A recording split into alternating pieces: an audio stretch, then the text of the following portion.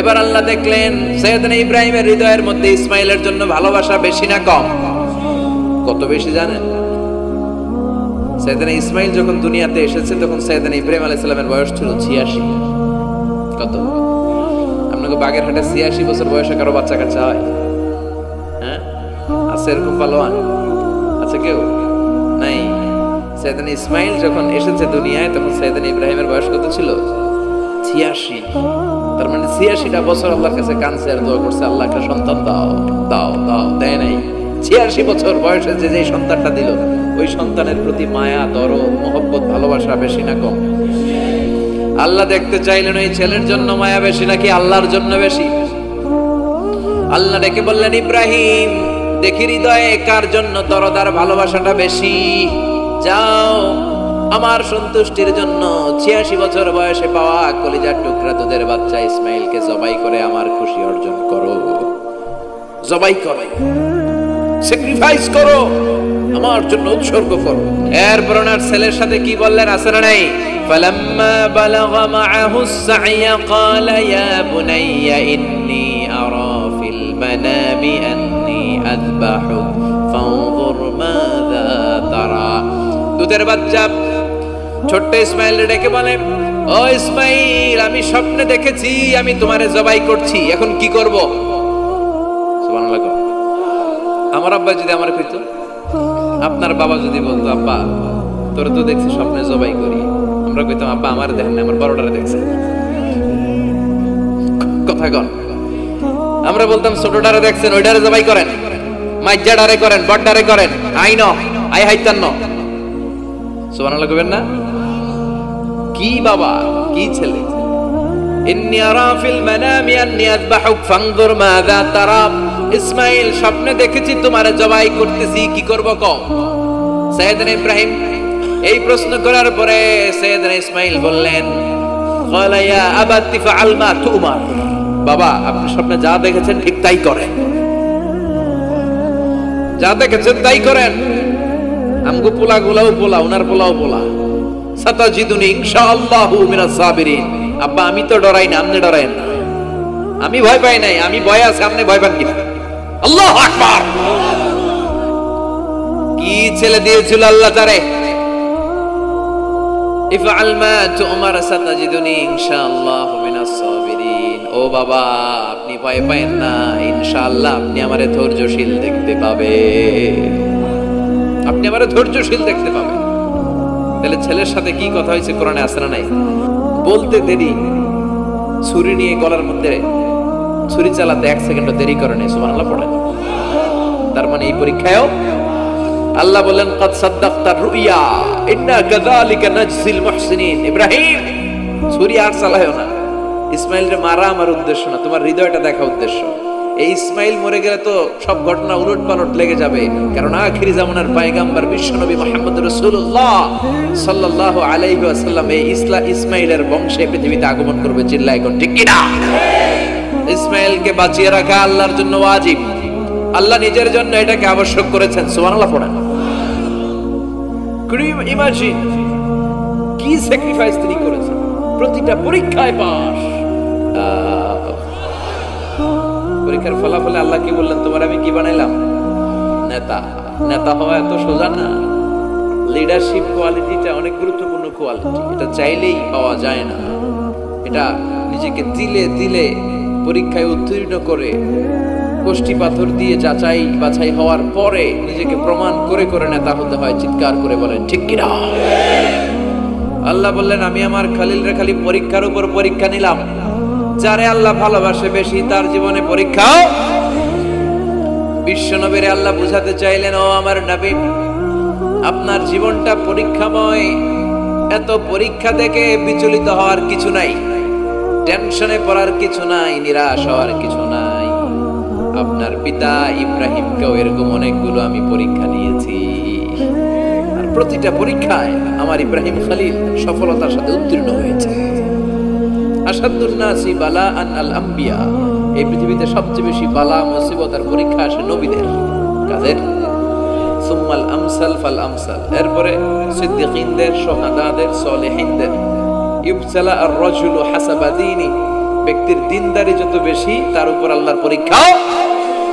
এজন্য মুমিন পরীক্ষাতে ভয় পায় না, মুমিন কখনো বিচলিত হয় না, মুমিন ভরসা রাখে একজনের উপর। চিল্লায় বলেন তিনি কে? আল্লাহ বললেন পরীক্ষার পর পাহাড় সম পরীক্ষা দিয়ে আমি আমার খলিল ইব্রাহিমকে যাচাই করেছি। একটা পরীক্ষায় ইব্রাহিম ফেল করে নাই, প্রতিটা পরীক্ষায় পাস। এগুলো বলে বলে বিষ্ণুনবীর আল্লাহ সান্ত্বনা দিচ্ছেন, নবী ওরা আপনারে গালি দেয় জাদুকর বলে, ওরা আপনারে গালি দেয় গণক বলে, ওরা আপনারে কবি বলে গালি দেয়, ওরা আপনারে পাগল বলে গালি দেয়, একটার পর একটা পরীক্ষায় আপনি জর্জরিত হচ্ছেন। নবী আপনার পিতা ইব্রাহিম তার চেয়েও বেশি পরীক্ষায় পড়েছে। দুনিয়াতে আমরাও যারা পরীক্ষার শিখা, আমরাও সাইয়েদনা ইব্রাহিমের জীবনী থেকে শিক্ষা নেওয়ার দরকার আছে না নাই? গালি আসবে, মন্দ কথা আসবে, বিপদ আসবে, জেল জরিমানা আসবে, ঝুঁকি আসবে। এই ঝুঁকি আর রিস্কের মধ্য দিয়ে কালিমার দাওয়াতের প্রচারের কাজ করতে হবে। চিল্লা এখন ঠিক কিনা? এটাই মুমিনের বৈশিষ্ট্য। ঝুঁকি, বিপদ, পরীক্ষা, বালা, মুসিবত এগুলো মুমিনের লক ছাড়ে না, পিস ছাড়ে না। কারণ মুমিনরে পছন্দ করে কে? মুমিন খুব ভালো করেই জানে বিপদের পরে বিজয় দান করবে কে। রাত্রি যত গভীর হয় সুবহে সাদিকের সময় কাছে আসতে থাকে, গর্ভবতী নারীর পেটের ব্যথা যত বাড়তে থাকে, নতুন মেহমান দুনিয়ায় আসার সময় ঘনাতে থাকে, তেমনি ইসলামের পক্ষে যারা কথা বলে তাদের উপর বিপদ, ঝুঁকি, অত্যাচার, অনাচার যত বাড়তে থাকে, কালেমার বিজয়ের সময়টাও কাছে আসতে থাকে, কাছে আসতে থাকে। এই নাজরানা আমাদেরকে দিতে হবে। পরীক্ষায় আমাদেরকে সাইয়েদনা ইব্রাহিমের মতো উত্তীর্ণ হতে হবে। জালিমরা বেশি দিন থাকতে পারে না, এটা ইতিহাস সাক্ষী। কথা বলেন, যারা জুলুম করে তাদের জন্য তো সাহায্য নাই, যারা মাজলুম তাদের জন্য সাহায্য। বদরের প্রান্তরে 313 জন মাত্র দরিদ্র, গরিব, মাজলুম সাহাবী, তাদের জন্য আকাশ থেকে ফেরেশতা দিয়ে নুসরাত সাহায্য করেছে কে? তার মানে মাজলুম আল্লাহর পক্ষে আর জালিমের বিপক্ষে, ঠিক কি না? জালিমের জন্য কোনো সাহায্য নাই, বরং দুনিয়ায় যারা জুলুম করে তাদের ক্ষমতা বেশি দিন থাকে না। ফেরাউন বেশি দিন থাকে নাই, থাকছে? নমরুদ বেশি দিন থাকে নাই, থাকছে? থাকতে পারে না। যারা দুনিয়াতে রক্ত ঝরায় এরা থাকতে পারে না, বরং যাদের রক্ত ঝরে তাদেরকে আল্লাহ বিজয় দিয়ে দেয়। আর যারা রক্ত ঝরায় এদের শেষ রক্ষাও হয় না, এরা জান নিয়ে পালাবার সুযোগ পায় না। কথা বলেন, এজন্য পরীক্ষা আসলে মুমিন ভয় পাবে। মুমিনের হৃদয়ে ভয় আছে কার? চিল্লায় বলেন, আল্লাহর ভয় নিয়ে থাকতে হবে। সাইয়েদনা ইব্রাহিমকে একটার পর একটা পরীক্ষায় আল্লাহ ফেলেছেন, একটার পর একটা পরীক্ষায় আল্লাহ ফেলেছেন, কিন্তু এই পরীক্ষায় তিনি গোল্ডেন এ প্লাস। সুবহানাল্লাহ পড়েন।